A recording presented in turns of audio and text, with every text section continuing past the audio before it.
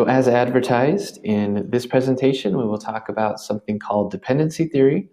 We'll also look at the kind of large trends of nationalization and neoliberalism as a way of tying together economics, contemporary issues, and politics in Latin America.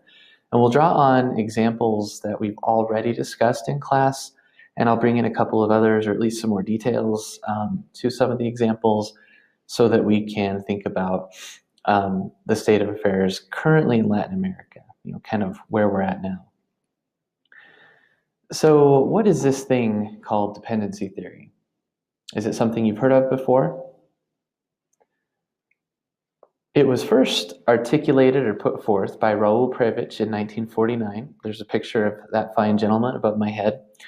In his paper called The Economic Development of Latin America and Its Principal Problems, he put forth a new economic theory about how global interactions and global trade take place to try to address the central issue there at the bottom of how should the overwhelmingly impoverished third world create economic policies geared toward the development of the totality of its population. And as you can see, the citation there, Vijay Prashad, in his book, The Darker Nations, kind of put the issue in those words. I thought it was a really good way of capturing what dependency theory was trying to address. Prevailing economic and political theories up until the 1950s, late 1940s, 1950s, seem to suggest, or didn't just seem to, but they did suggest that poor, underdeveloped nations, they were calling them the third world at the time, had kind of created their own problems. They were responsible for the problems that they were in or for not being developed economically, either due to poor economic management, due to the existence of Marxism. Remember, this was the Cold War, the beginning of the Cold War as well, or socialist policies, or due to authoritarianism. And it was somewhat ironic that those kinds of conditions had actually been imposed by more powerful nations. And that's something that we'll talk about over the course of this presentation. We're going to cut here to a diagram discussion, my head's going to disappear, of what dependency theory is, kind of at its bare bones. So with these four circles, I'm going to draw a diagram to try to help us better understand dependency theory. The ideas here behind this diagram came from the video that is linked on the previous slide. I'll also put a link to it in the regular bunch of course materials as well. Hopefully this is a more concise version of that though, and you can get more details from the other if you have time to watch it. So dependency theory, in a nutshell, is an economic theory about how the world's political systems work, how international trade works, and how it keeps certain nations dominant in that system of trade and economics, and others dependent or even subservient in that system. So within that system then, we have nations that are in the center of the center, that's this circle there. We have nations that could be defined as being in the periphery of the center. So the center of the center, these are highly industrialized nations like the United States, the United Kingdom, France.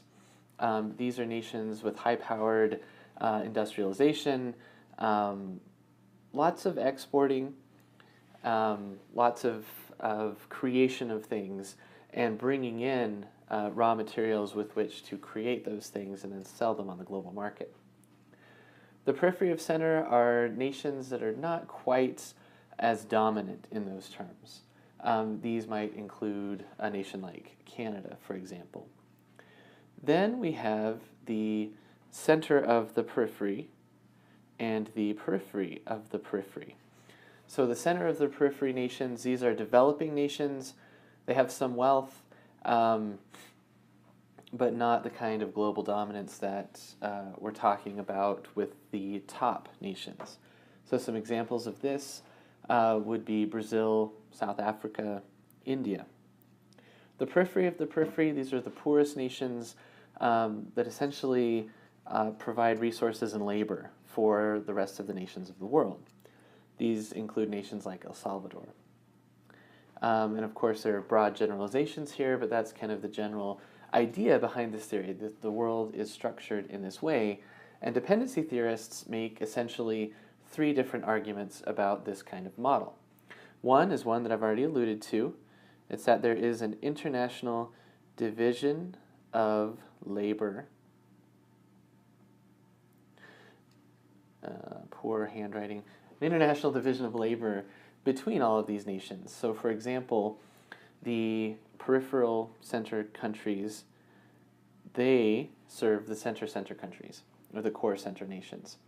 The core center nations dominate wealth, technology, and industry. The rest provide different resources depending on what kind of extractive resources they may have, mining wealth, agricultural wealth, and so on.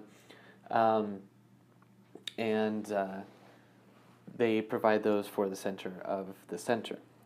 So the periphery of the center does that for the center of the center, but at the same time, the center of the periphery provides those things for the periphery of the center type countries, as well as for the core central countries. And as you might guess, the periphery of the periphery provides this kind of labor and resources for all of the others. So it's in a completely dependent situation. And this, again, is a model in which essentially all roads lead to Rome. The second kind of argument, or second argument, I should say, that dependency theorists would make is that there is a class distinction between all of the nations of the world. Let's fix that D. There we go. Class distinction. So what this means is that within each of the world's nations and across the world's nations, there's a distinction between the wealthiest and the masses, or the poor. So I'm going to draw a line here in each of these to illustrate this small group of wealthy versus the rest of the population of these nations. So no matter what nation you're in, even if you're in El Salvador, the periphery of the periphery, that nation has its elite, it has its wealthy, and then it has the poor, everyone else. There are middle classes, but depending on how things are working out, they might be better kind of grouped in terms of their abilities to work within this global structure, either with the poor or with the wealthy, depending on where they're at. So again, within this system, I'm going to try to draw a dotted line here. Actually, maybe I'll change my color to make this work better. Let's do green, because that should be visible. The wealthy help each other out. So we're going to kind of connect all of the wealthy here. So the wealthy want to perpetuate this system, the elites. Even if they're in the center of the periphery or the periphery of the periphery, they're the ones benefiting from the global economic system. So they all cooperate with each other because of those advantages. It protects their wealth and their power. The third and final argument that we're going to talk about here that dependency theorists would make is that all of these various structures that we've just talked about exist within a wider global system that is characterized by global capitalism. So we could illustrate that just by putting a big circle around this whole thing. Nice circle, huh? And that is global capitalism. That means global capitalism is the economic system that dominates the world. There's liberal economic theory that we've talked about before in terms of free trade, the idea that resources should move freely across international borders, but we've mentioned the limitations on that. It's not really about freedom of movement, but instead it's about serving the economic interests of the elites, providing the cheapest resources and labor for multinational corporations, and so on. Additionally, banks and international institutions like the World Bank, the International Monetary Fund, they tend to serve the interests of the wealthiest and the most powerful. Even education systems and global media within this structure and within these countries serve the most powerful. Of course, that we could make arguments about how that's been upended by the internet, by social media, but maybe that's just become worse. That's a whole nother can of worms to open. So again, the point here is that all of this is to serve the wealthiest of the wealthy within each of these different categorizations, and all roads lead to the core of the center. So for peripheral nations, any of the three that have a P associated with them, for those peripheral nations, this system is designed to prevent them from developing into a core nation.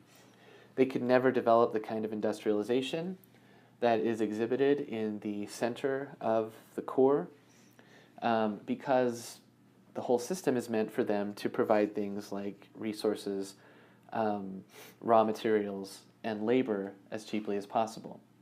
So dependency theorists refer to this condition as underdevelopment. This has a wholly negative connotation. There's no possibility of sustained economic activity or of developing within the system as they see it. So now we have to think about what kind of solutions dependency theorists might have for the kind of structure, or at least the world economic structure as they see it. On this slide, you can see a more concise, concentric way of presenting the diagram that I just drew for you. Also, you can see the cartoon of the poor nations feeding the rich nations. Again, that's kind of the essence behind dependency theory. This is how it sees the world. And in reality, it is a pretty good way of describing the problems that the world faces, the ways in which core nations do take advantage of resources and labor from poorer nations. But based on this theory, what kinds of recommendations would you make? That's something to think about here for just a minute. Previch and other dependency theorists advise the Global South to be more insular. And what is meant by that is kind of cut back on global trade connections and global political connections. Keep your resources at home and develop import substitution industrialization, or industrialism. What that meant, it was something that kind of boomed during the Great Depression because the core nations were more interested in trying to fix the problems of their economies at home than continue to develop resources in other nations. That left nations like Brazil, Argentina, and Mexico that already had a little bit of infrastructure. They were already a bit wealthier than other nations in Latin America. They had the opportunity then to try to industrialize, to create some plants, to convert raw goods or raw materials in their countries into finished products that they could then sell. So again, that's the idea of sort of developing industrially and becoming more like the core nations of the world. The problems with that, though, that solution didn't work out. The problem was that the internal markets were too small, meaning that there weren't enough people who had the resources to buy the finished goods in Mexico, Brazil, Argentina, or anywhere else in Latin America. And so there was that necessity of trading with outside markets. There was also a lack of political will. That is the issue that is addressed by the second argument that is made by the dependency theorists, that there's that class division within the global structures of economics and politics, meaning that elites aren't going to support a system that might undercut their own political power. So again, this only worked in places where there was an infrastructure and where it might enhance elites' political power. Finally, there was that issue of whether or not nation states in the global south actually have control of their resources. So we saw this with the banana republics and others where multinational corporations like United Fruit or the railroad companies that came in from the United States or Great Britain, actually signed contracts with governments that turned over control of resources like banana plantations, like the lands around the railroads, turned that over to the company, meaning that the nation no longer had access to that in terms of being able to control it. This is a quote from Eduardo Galeano in his famous polemic, The Open Veins of Latin America. And I'll add a link to that in this unit's resources. I won't assign it, but it will be there for you to reference if you are interested, because there's a PDF version of the entire book open online. But as he put it, the more a product is desired by the world market, the greater the misery it brings to the Latin American peoples whose sacrifice creates it. And I really liked this. If you click on this, it'll take you to the artist's page. This print is called Banana Republics. Photograph, of course, from one of the banana operations in Central America. Again, we've kind of talked about this issue of how these multinational corporations took advantage of labor and of resources in Guatemala and in Costa Rica and in Nicaragua and in nations across that region of Central America. Again, as Galeano put it, bananas were a business of, by, and for the United States. We don't have to define a banana republic again so much because we've already done that before, but just as a refresher, these were nations primarily in Central America and the Caribbean whose fruit production, and this was their major economic resource, it was usually bananas, although sometimes it was also sugar or coffee. The bottom line was that major economic resource was dominated by foreign enterprise.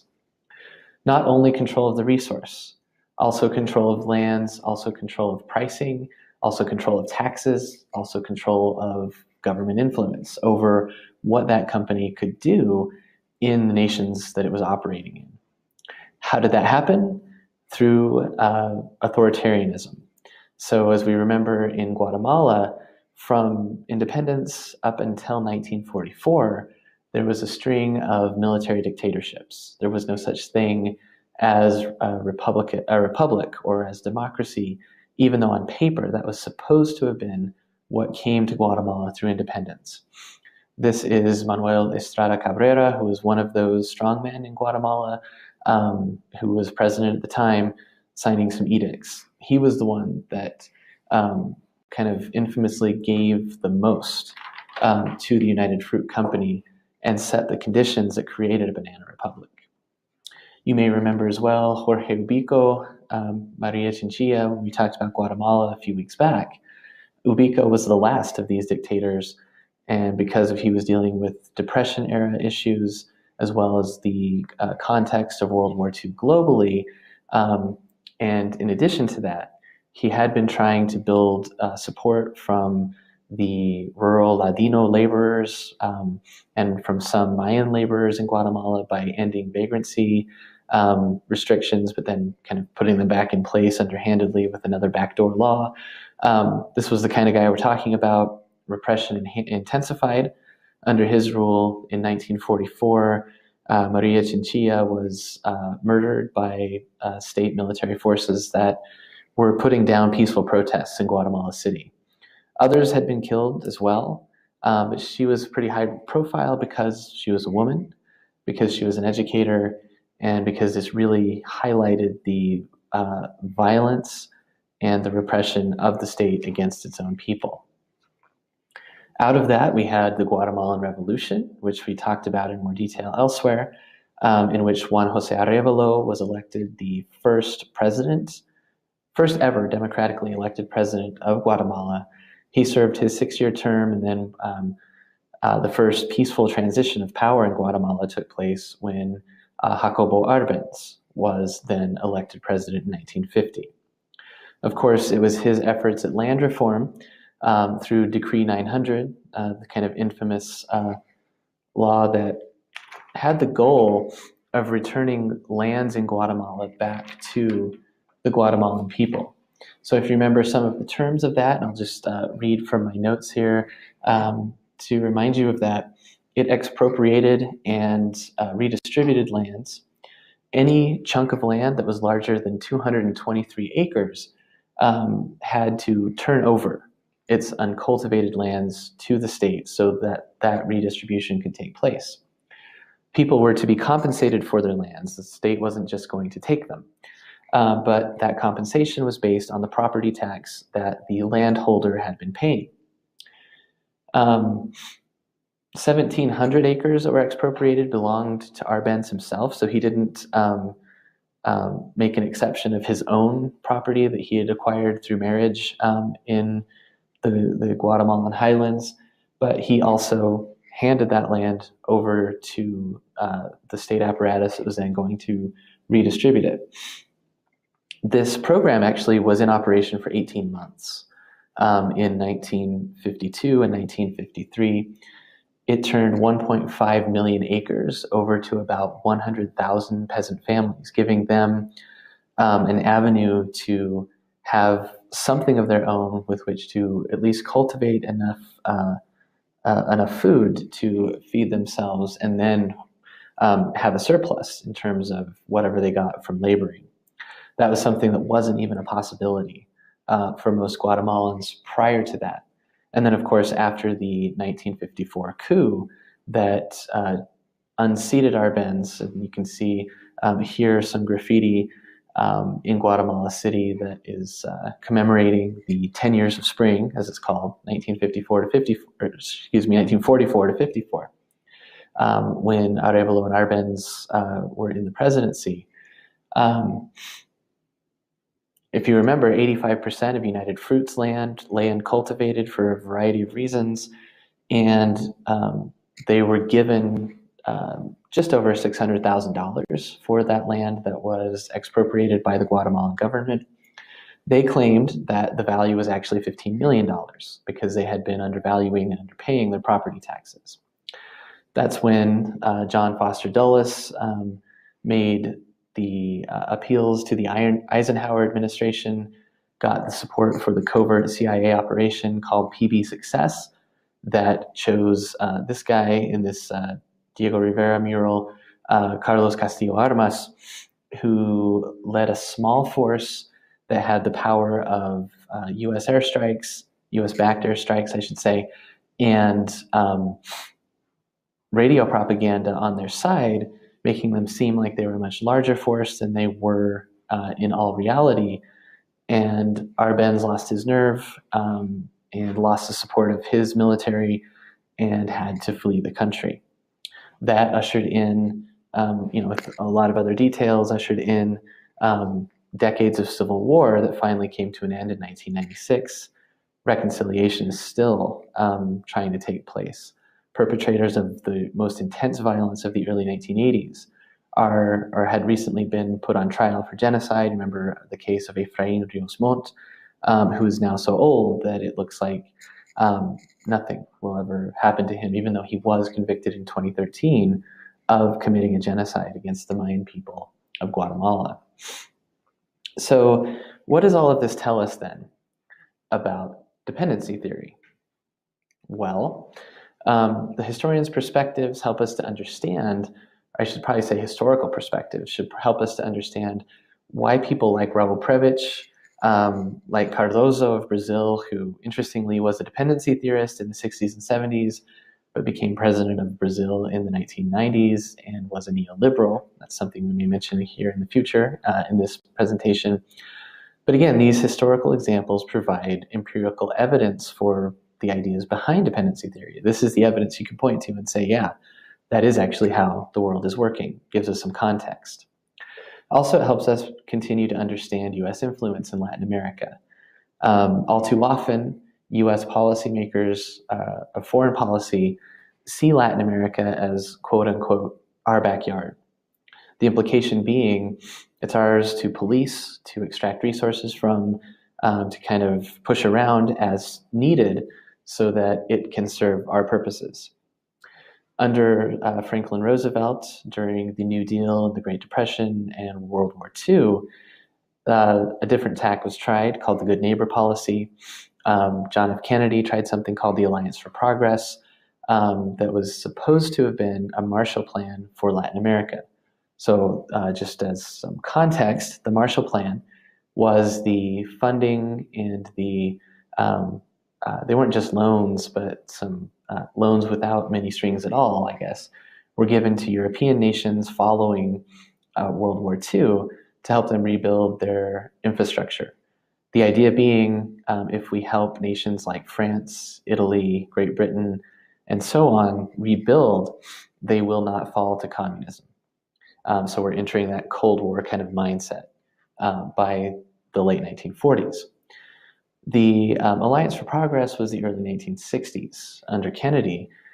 But again, there were these kind of ideas that if we're wanting to actually prevent communism from spreading into Latin America as an economic and political system,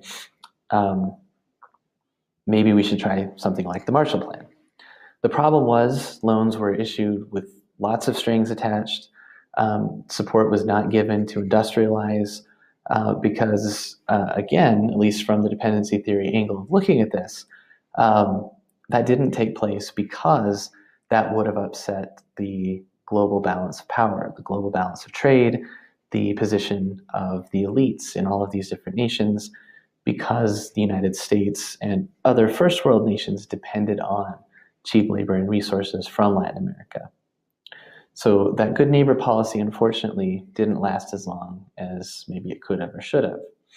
Also, if we look at dependency theory, we can see the limitations of ISI, or import substitution industrialization, that I mentioned boomed during the Great Depression. It only helped nations like Mexico, Brazil, and Argentina. And in fact, those nations did experience economic booms during the 1950s. But it never reached places like Guatemala, for example, or Colombia, or Bolivia, or Ecuador, where the focus was more on agriculture than industry. Additionally, even in countries like Mexico, Brazil, and Argentina, or Chile, that we'll look at here in a minute, the benefits didn't last because there was still this model of first world nations and multinational corporations attempting to extract cheap resources and labor from these different nations. So just to sum all of this up, connect the dots. Dependency theory was good at identifying the problems. It's good at looking at the global structure, seeing it for what it is, seeing this kind of system where all roads lead to Rome, as it was put in the diagram in the video that I also linked to. Those are the problems, but how do we solve them? Another way of trying to do that was by nationalizing resources. That was Decree 900, trying to turn over land in Guatemala to Guatemalan people so they could use it for their benefit. There were other efforts at nationalization that we'll look at in just a second. We'll think about why didn't those work as they were intended? Well, in Guatemala, they didn't work as they were intended because there was a CIA-sponsored coup in 1954, as kind of the short answer.